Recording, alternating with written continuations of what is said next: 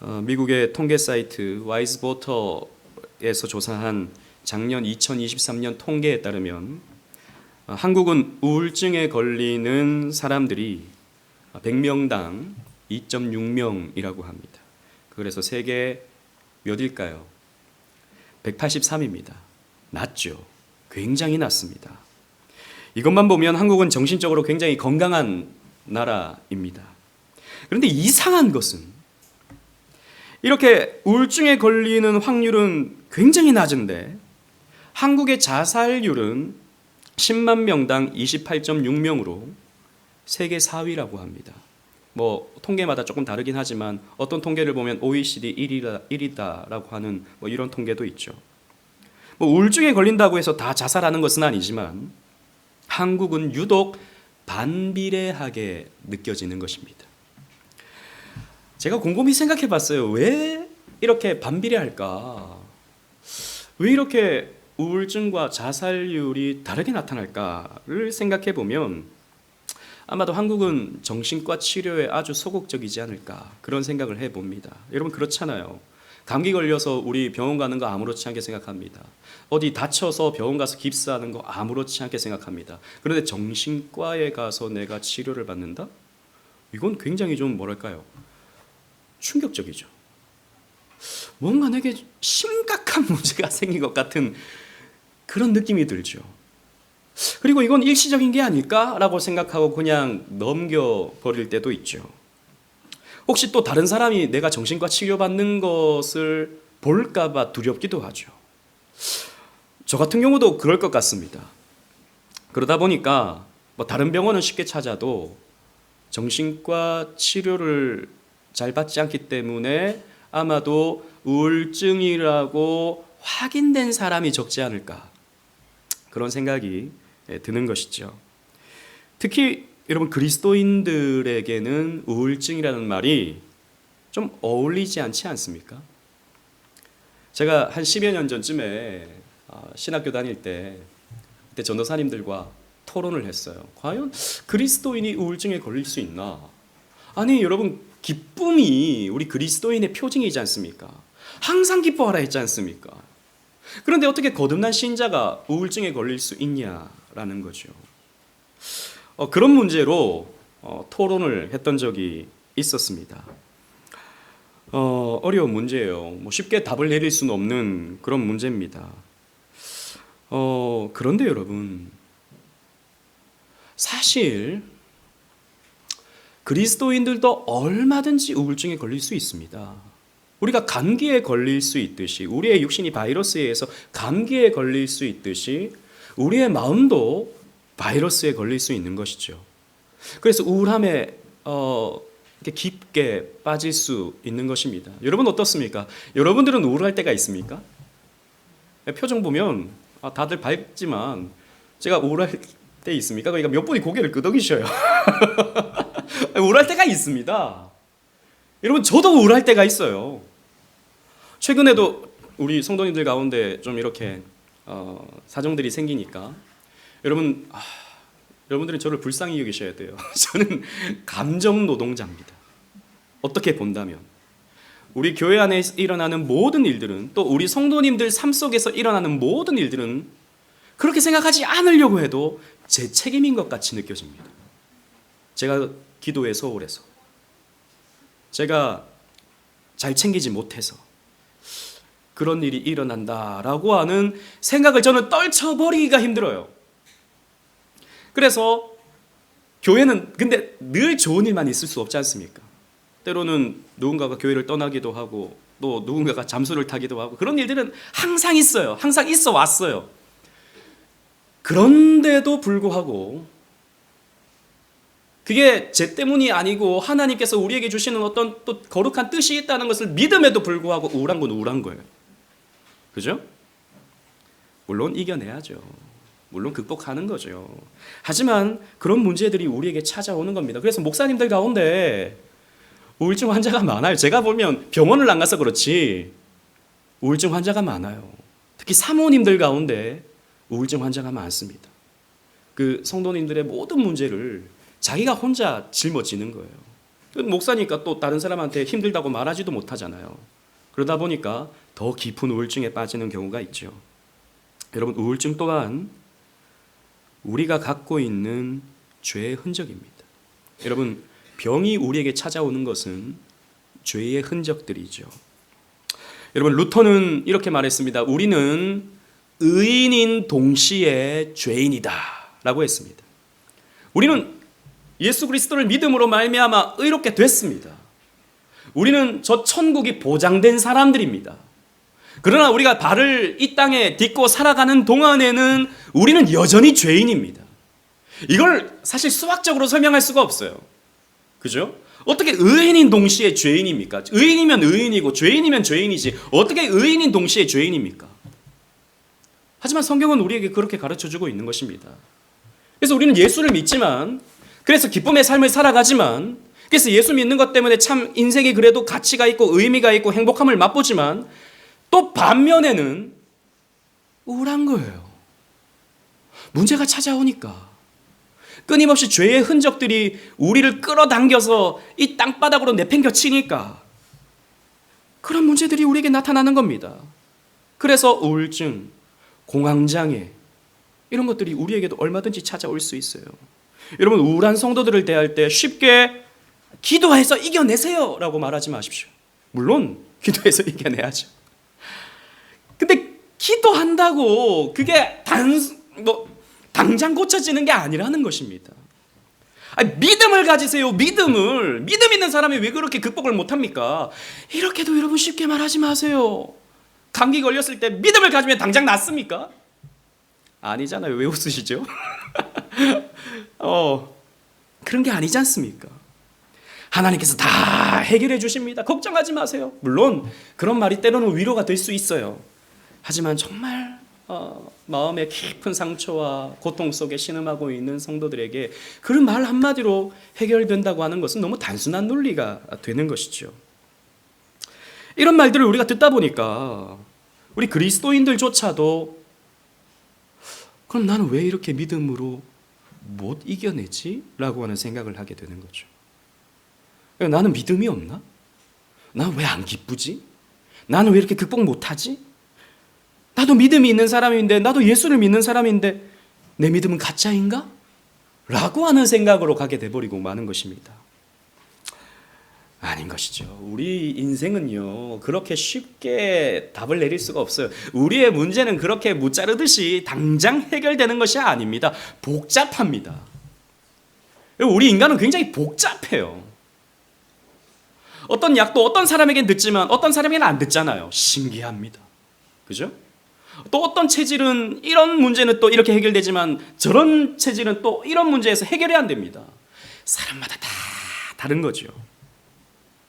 우리의 마음의 문제는 더욱 그러합니다. 우리의 마음의 문제는 더 복잡해요. 그래서 때로는 우리의 마음이 정리되지 않을 때가 있어요. 그런 상황 속에서 하나님이 내게 너무 멀리 계신 하나님처럼 느껴질 때도 있는 것입니다. 그러면서 자신의 믿음 없음을 탓하면서 영적인 악순환에 빠지는 경우들을 우리는 간혹 보게 된다는 것입니다. 오늘 본문의 이야기가 딱 그런 이야기입니다. 오늘은 이야기라기보다는 표현이죠. 오늘 본문에 기록된 이 시편을 쓴 고라자손은 하나님 앞에 예배하는 일에 수종드는 사람들입니다. 고라자손은 그 제사장 지파거든요. 그러니까 레위 지파에 속한 그러니까 예배에 수종드는 뭐 찬양대라든지 아니면 여러 어떤 봉사라든지 예배에 수종드는 그런 사역자들입니다. 오늘날로 치자면 목사나 전도사 혹은 찬양 사역자 같은 그런 역할을 하는 사람이죠. 근데 이 사람이 아픕니다. 아파요. 여러분, 오늘 본문 그 88편 서론을 한번 보십시오. 서론을 보면 발음도 힘들어요. 마할랄르 안롯이라고 되어 있지요. 마할랄르 안롯에 맞춘 노래라고 되어 있습니다. 여러분, 이 말이 무슨 말인지 아무도 몰라요. 그러나 각주가 있습니다. 각주가 있어요. 그 일 딱 돼 있고 밑에 보시면 뭐라고 되어 있습니까? 병의 노래라고 되어 있죠. 아마도 이 고라 자손이 병에 든 것 같습니다. 무슨 병인지는 설명하고 있지 않아서 몰라요. 하지만 이 시인은 병으로 인해서 죽음이 자기에게 다가오고 있음을 느끼면서 절망에 빠졌습니다. 그리고 심각한 우울함에 빠져서 자신의 감정을 토로해요. 여러분, 다른 시편들은 이런 슬픈 감정, 우울한 감정을 많이 노래하지만 또 동시에 하나님을 바라봄으로써 극복하는 표현들이 그래도 한 구절씩은 다 있어요. 이런 내용들이 성경에 많습니다. 여러분, 자신의 어떤 고통과 우울함을 표현하는 이런 시편은 굉장히 많아요. 근데 나름 믿음으로 극복을 해내거든요, 결론에 가면. 그런데 시편 88편은 이게 특징입니다. 절망에서 끝이 나요. 우울함에서 끝나버립니다. 소망이 없어요. 찬양도 없습니다. 인생의 가장 어두운 순간, 가장 암울한 순간을 그리고 있습니다. 그런 점에서 이 시편 88편은 참으로 독특한 시편이라고 할 수 있어요. 결론부터 좀 말씀드리자면 여러분들도 나름 좀 짐작을 하셨다시피 이 시는 예수 그리스도의 십자가 죽음을 예언하는 그런 시라고 할 수 있어요. 물론 고라 자손의 그런 우울한 감정을 노래한 시이기도 하지만 이 시편 속에 예수님의 마음이 담겨져 있는 것이죠. 여러분, 예수님도 우울함을 토로하십니다. 우리가 새벽에도 말씀을 나눴지만 겟세마네 동산에서 예수님은 우울함을 토로하시죠. 내가 고민하여 죽게 되었다 라고 말씀하십니다. 그리고 예수님이 얼마나 가슴 아프게 기도를 하셨는지 땀방울이 핏방울이 되도록 예수님이 기도를 하십니다.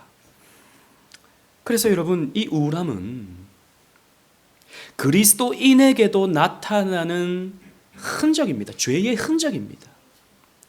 그리스도께서도 우울함을 겪으셨다라는 거죠.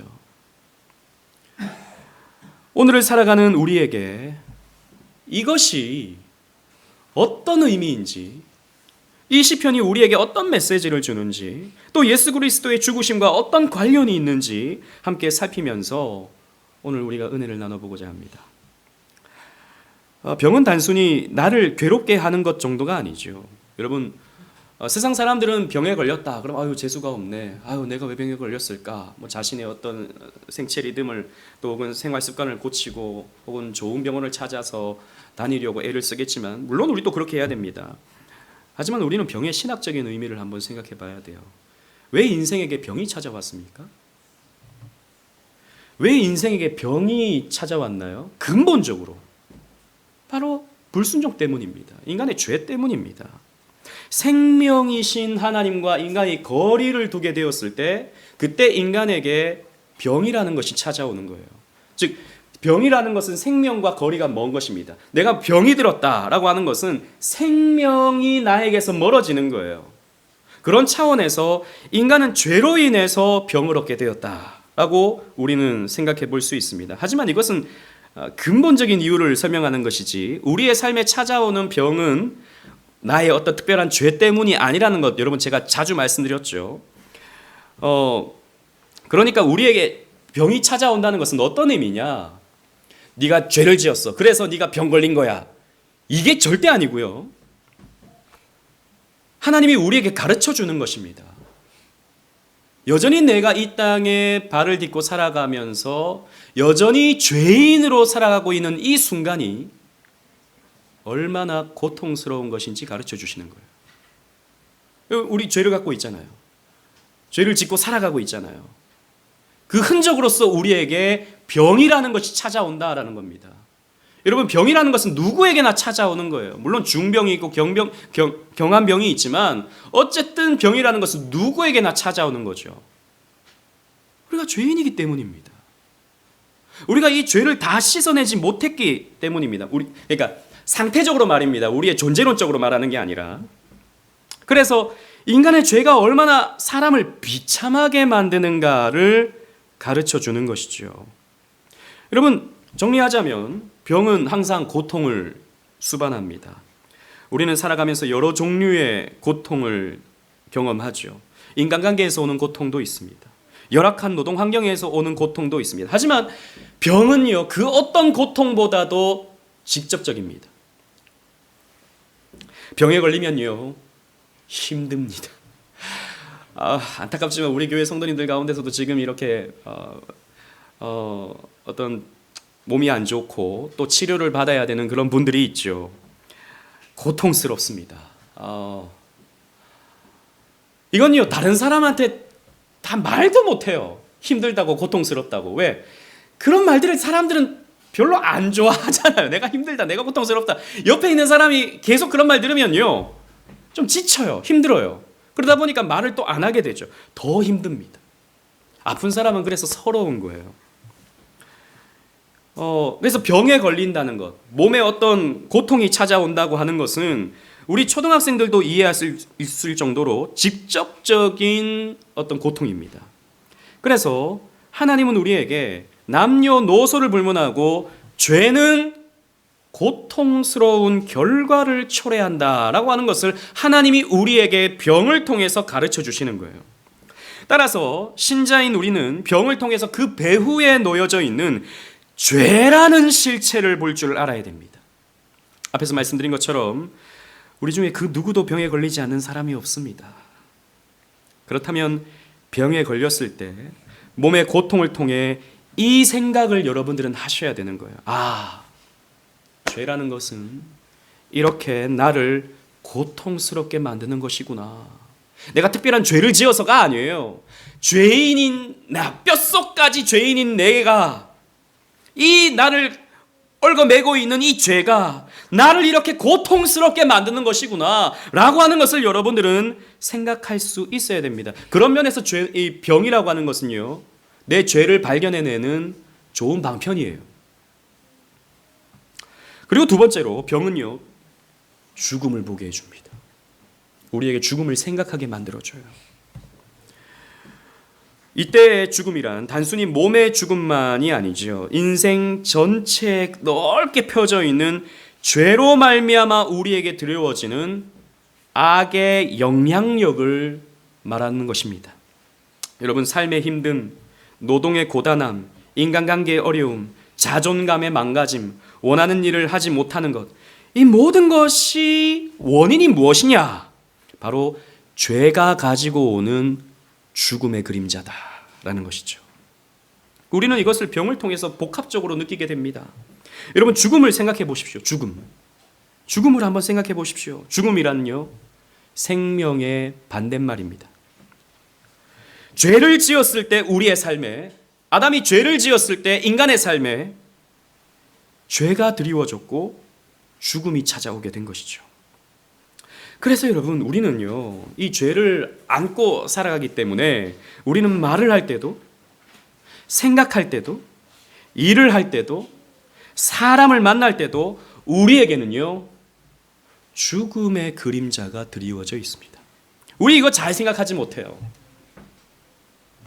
인간은요, 27%의 확률로 암에 걸려 죽는다고 합니다. 27%. 너무 많아요. 27%. 그리고 4%의 확률로 인간은요, 자살로 죽음을 맞습니다. 4%. 이것도 굉장히 많죠. 3%의 확률로 당뇨병에 걸려 죽기도 합니다. 3%. 2.5%의 확률로 치매에 걸려서 치매에 걸린 채로 죽기도 합니다. 그리고 1%의 확률로 교통사고로 죽기도 합니다.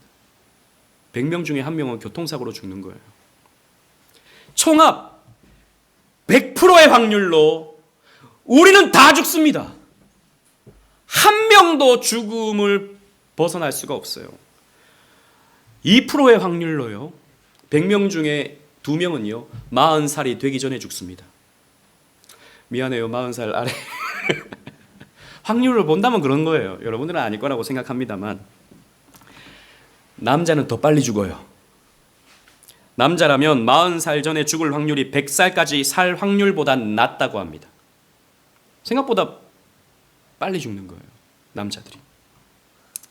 여러분, 앞으로 과학이 발전하면서 시간이 유예는 되겠지만 어차피 죽는 것은 매 한 가지입니다.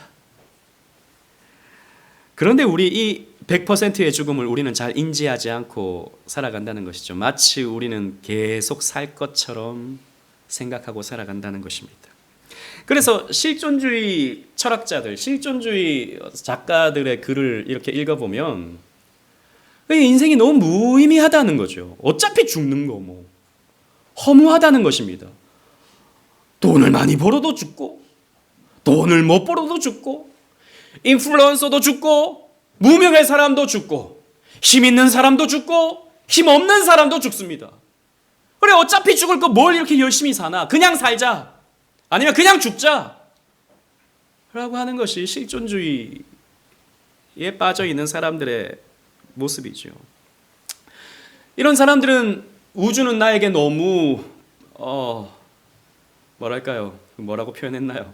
우주는 나에게 너무 불친절하다라고 이렇게 말해요. 그러니까 이렇게 살아봐도 이렇게 문제가 생기고, 저렇게 살아봐도 저렇게 문제가 생기고, 결국에는 죽음을 맞이하는 이 우주는 우리에게 너무 불친절하다는 것이죠. 그런데 우리는 좀 의미를 다르게 해야 되지 않겠습니까? 믿음이 있는 저와 여러분들은 병에 걸렸거나 그래서 정말 심각한 고통이 우리에게 찾아왔을 때 우리는 이렇게 생각할 수 있어야 됩니다. 내 삶에 죽음의 그림자가 드리워져 있구나 라는 것을 여러분들이 생각할 수 있어야 됩니다. 즉 이 병을 통해서 그리스도인인 우리가 삶의 전체에 걸쳐 죽음의 영향력 아래에 있다고 하는 사실을 우리는 한번 생각해 볼 필요가 있다는 것입니다. 그리고는 생명이신 하나님과 우리가 거리가 있구나. 그 생명이신 하나님과 우리가 떨어져 있구나 라고 하는 것을 생각해 봐야 하는 것이 저와 여러분, 생명과 죽음을 생각해 봐야 할 저와 여러분들의 자세이기도 하다는 것입니다. 여러분, 그런 관점에서 오늘 본문을 한번 읽어보십시다. 88편 1절로 5절 말씀이에요. 제가 한 절, 여러분들이 한 절 교독하면서 읽도록 하겠습니다. 5절은 다 같이 읽겠습니다.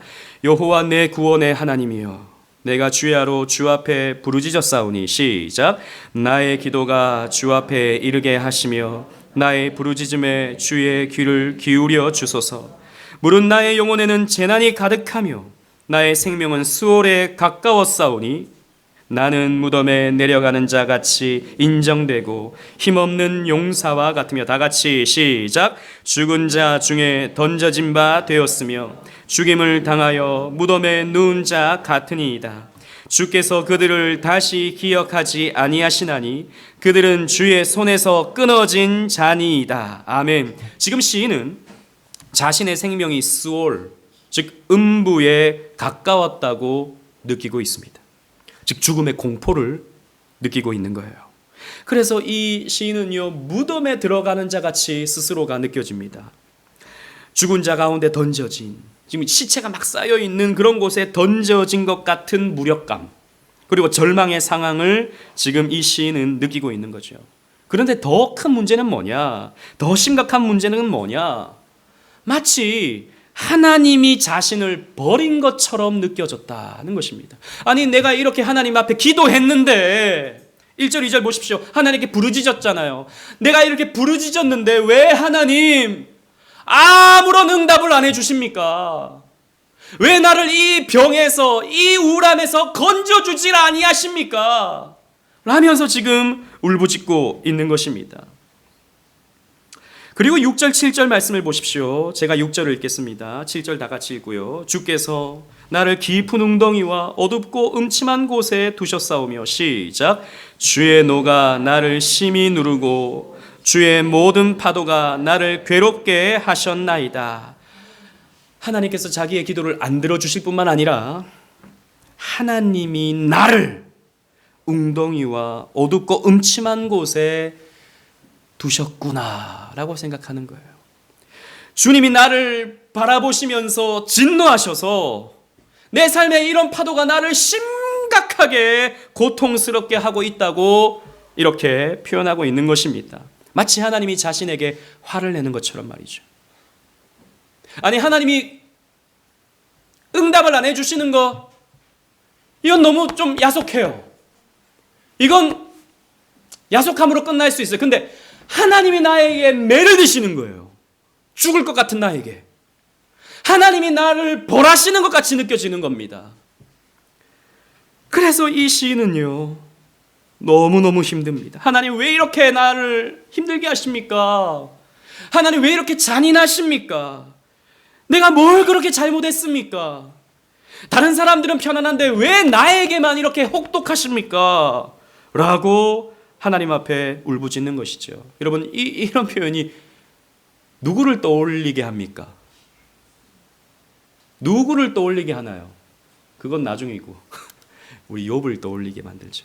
사실 욥이 하나님 앞에 울부짖었던 내용들이 다 이 내용입니다.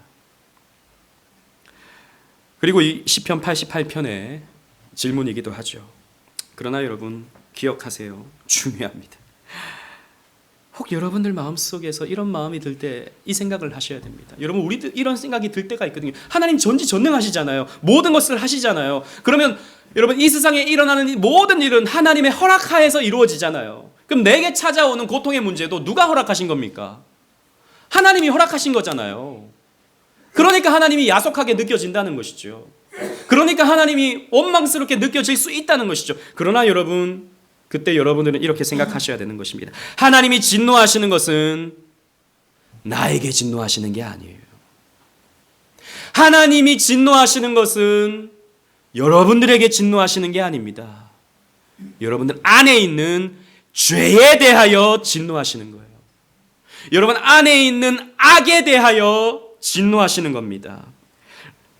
레위기 26장 28절 순서지에 있는 말씀 우리 다 같이 한번 읽어보겠습니다. 시작. 내가 진노로 너희에게 대항하되 너희의 죄로 말미암아 7배나 더 징벌하리니 너희 안에 있는 죄에 대하여 나는 진노한다 라고 말씀하십니다. 하나님은 구원받은 우리를 향해서 진노하지 않으세요. 우리 안에 있는 죄에 대하여 진노하시는 거예요. 시편 38편 3절 말씀에도 보면 주의 진노로 말미암아 내 살에 성한 것이 없사오며 나의 죄로 말미암아 내 뼈에 평안함이 없나이다 라고 하고 있어요. 내 안에 있는 죄에 대하여 하나님이 진노하시는 겁니다. 그런 면에서 봤을 때 여러분 예수님의 삶을 한번 생각해 보십시다. 복음서에서 나타나는 예수님의 삶은 그리 밝지 않았습니다. 목수의 아들로 자란 그분의 삶과 공생의 3년은 그리 빛나지 않았습니다. 물론 예수님이 기뻐하실 때가 있어요. 예수님도 웃으실 때가 있습니다.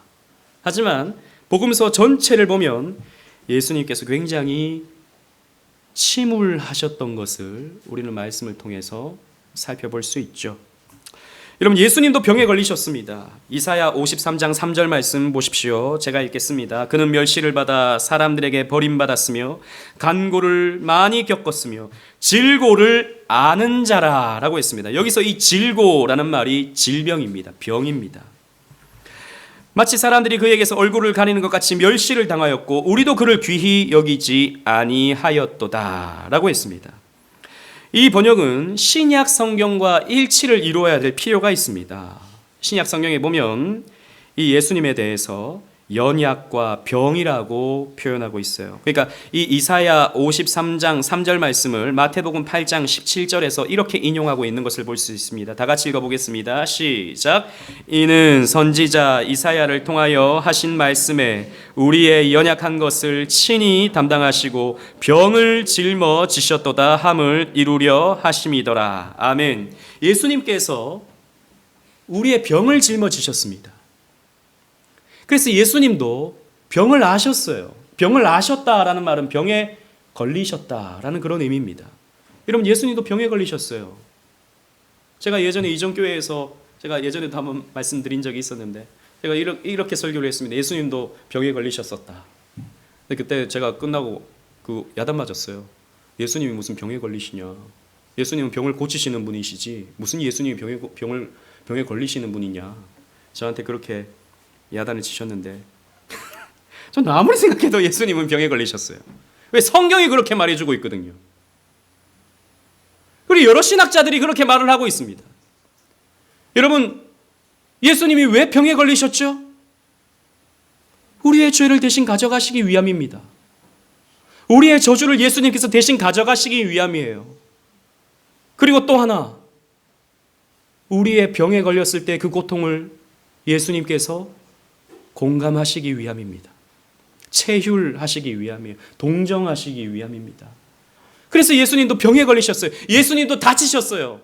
예수님도요, 목수로서 이 망치질을 하시고, 또 이 목수라는 표현도 되지만 석수라는 표현도 되거든요. 돌을 깎으실 때는 아마도 예수님도 이렇게 저렇게 상처를 입으셨을 겁니다.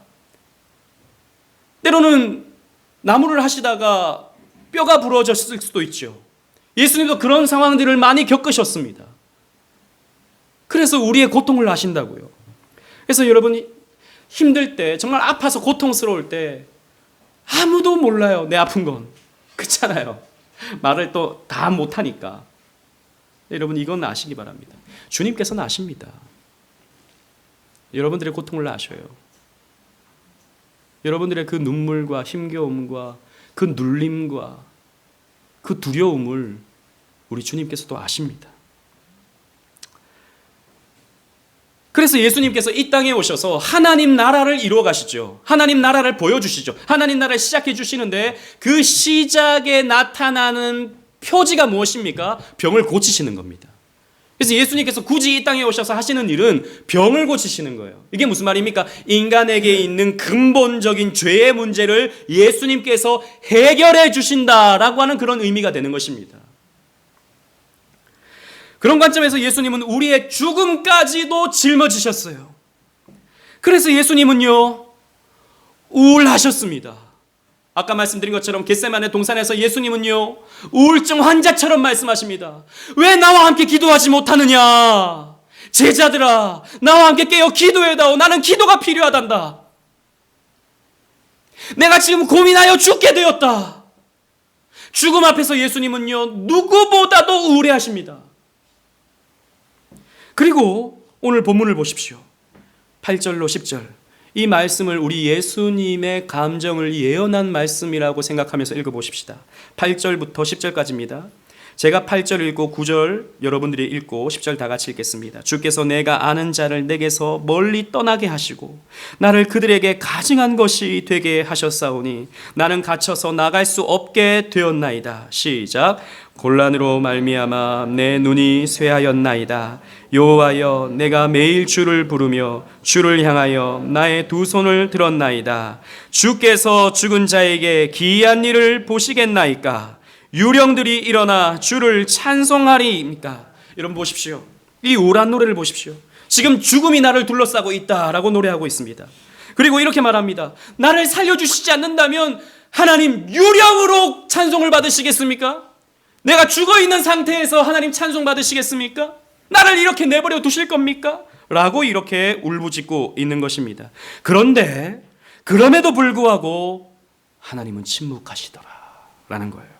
14절 말씀 보십시오. 여호와여, 어찌하여 나의 영혼을 버리시며 어찌하여 주의 얼굴을 내게서 숨기시나이까?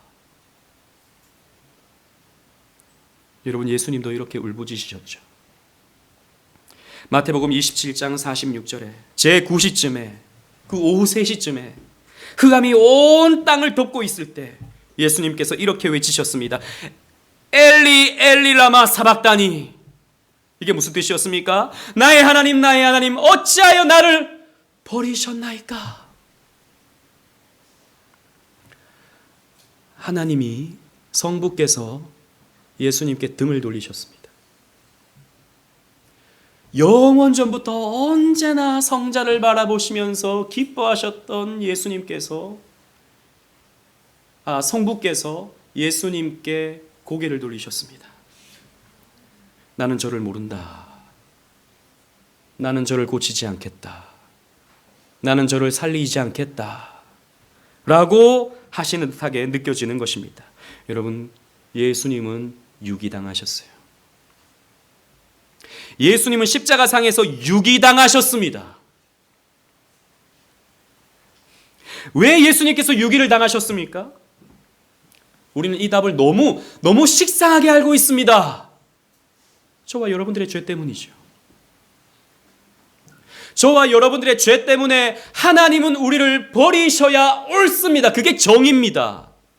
그게 신명기적 언약이에요. 우리가 죄를 지을 때, 우리가 계속해서 죄를 지을 때 하나님은 우리를 버리셔야 옳습니다. 그런데 우리 대신에 예수님께서 버려지시는 거예요. 예수님께서 유기를 당하시는 것입니다. 여러분, 그런 의미에서 본다면 오늘 이 시편 88편은 우리의 감정의 노래는 아닙니다. 여러분, 이 사실을 기억하십시오. 우리는 이 시편을 읽고 읊을 때 우리는 이 시편에서 이질감을 느껴야 옳습니다. 여러분, 우리도 물론 병에 걸려요. 병에 걸리지 않는다는 말이 아닙니다. 우리도 우울해집니다. 우리도 죽습니다. 그러나 우리는 그런 고통의 상황 속에서 하나님을 만납니다. 이 사실을 기억하셔야 돼요. 여러분, 우리가 고통스럽고 힘겹고 눈물이 나고 우울증에 걸리고 죽음의 고통에 맞닥뜨리게 될 때 우리는 하나님을 찾게 되고 하나님은 우리를 찾아오시게 됩니다. 왜요? 우리 대신 예수님께서 유기당하셨기 때문입니다. 우리 대신 예수님께서 버려지셨기 때문이에요. 우리 대신 예수님께서 완전히 하나님께 버려지셨기 때문입니다. 그래서 예수님은 이것을 너무 두려워하셨어요. 사실 예수님은 십자가에 달리는 그 자체를 두려워하신 게 아닙니다. 그렇게 죽는 것쯤은 여러 순교자들도 다 믿음으로 이겨냈다고요. 담대하게 죽음을 맞이했었죠. 그러나 누구보다도 예수님은 죽음을 잘 아는 분이셨기 때문에 죽음의 실체가 무엇인지, 그 인간을 얽어매고 있는 죄의 올무가, 사망으로 끌고 가는 죄의 올무가 얼마나 무서운 것인지 누구보다도 잘 아는 예수님이셨기 때문에 예수님은 누구보다도 죽음을 두려워하시는 거예요. 그리고 죽음 앞에서 절망하신 것입니다. 이 절망은 우리의 절망인데, 이 저주는 우리의 저주인데, 이 심판은 우리의 심판인데 예수님께서 대신 홀로 감당하신 것입니다. 그래서 우리가 고통 가운데 부르짖을 때는 하나님이 우리에게 반드시, 여러분 기억하십시오, 반드시 여러분들에게 응답해 주십니다. 예레미야 33장 3절 말씀 우리 다 같이 읽겠습니다. 순서지에 있습니다. 시작.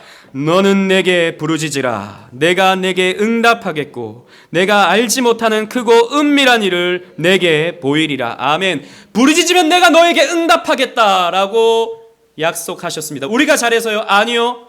예수님께 대신 죄를 쏟아내시고 예수님의 의를 우리에게 주셨기 때문에 아버지께서는 언제나 우리에게 따뜻한 얼굴을 우리들에게 나타내십니다. 그 얼굴을 우리에게 비추사, 그 얼굴을 우리에게 향하사 우리에게 풍성한 복락을 우리의 삶에 허락해 주시는 것이죠. 그래서 여러분, 고라 자손의 결론은 우리의 결론과는 다릅니다. 물론 이 시편은 예수님의 그 울부짖음을 예언하고 있는 시입니다. 그러나 이것이 우리의 노래일 수는 없다라는 사실을 여러분들은 기억하셔야 되는 것이죠. 그래서 우리는 하이델베르크 요리문답 제1문답이 가르쳐주고 있는 것처럼 사나 죽으나 우리의 유일한 소망, 즉 우리가 이토록 죽음을 겪고 있다 할지라도, 질병으로 인해서 우울함이 우리에게 찾아온다 할지라도 우리는 사나 죽으나 그리스도로 말미암아 우리는 위로를 받을 수 있는 것입니다. 그러므로 여러분, 우리는 이 고난주간에 예수님을 생각할 때 그분이 얼마나 아프셨는가, 이걸 생각하는 것이 아닙니다. 많은 교회에서 사순절을 해서 이 부활절 전 40일을 자기가 고난당하는 주간으로 삼습니다. 자기가 고난당하는 어떤 기간으로 삼습니다. 밥을 먹지 않고 TV를 보지 않고 우울하게 40일을 보내면 내가 좀 거룩해진 것처럼 느껴지는 것이죠. 아닙니다. 여러분, 종교개혁자들은 이 사순절을 다 깨부셔버렸습니다. 우리는 고난주간을 보내는 거예요. 이 고난주간은 그럼 우리가 왜 지키는가? 우리는 제가 여러분들 보고 금식하라고 하진 않지 않습니까? 우울하게 사시라고 말씀드리지는 않지 않습니까? 물론 이 시간을 여러분 개인 경건의 훈련을 삼기 위해서 금식하신다면 전 좋다고 생각합니다. TV를 보지 않겠다라고 생각하신다면 좋게 생각합니다. 근데 그것보다도 우리는 예수님의 죽음을 더 깊이 생각해 볼 필요가 있기 때문입니다.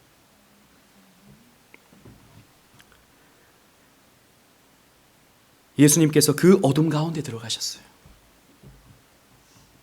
예수님이 그 절망 가운데 들어가셨습니다. 예수님이 이 울부짖음 가운데, 이 우울함 가운데 들어가셨습니다. 아버지가 계시지 않는, 한 번도 겪어보지 못한 아버지가 계시지 않는 그 지옥을 예수님께서 맛보신 것이죠. 그래서 우리는 이 고난주간에 이것을 생각해 볼 수 있어야 되는 겁니다. 그저 못 박히신 것, 얼마나 아프실까. 그저 발에 대못이 박히신 것, 얼마나 고통스러우실까. 이것만 생각하는 것이 아니라 나의 죽음을 가져가신, 나의 이 근본적인 죄를 씻어내신 그리스도의 그 보혈, 이것을 생각하면서 우리는 진정한 감사를 올려드릴 수 있다면, 그래서 진정한 죄로부터 자유함을 우리가 누릴 수 있다면, 그래서 이 질병이 나를 망하게 할 수 없다는 것을 내가 확신하게 된다면 우리의 고난주간은 의미가 있는 것입니다. 우리의 이 예수님의 죽음을 기념하는 이 시간은 너무나도 복되고 기쁜 시간이 될 수 있는 것입니다. 여러분, 이것을 우리는 귀로 말씀을 듣습니다. 그죠? 머리로서 이해가 됩니다.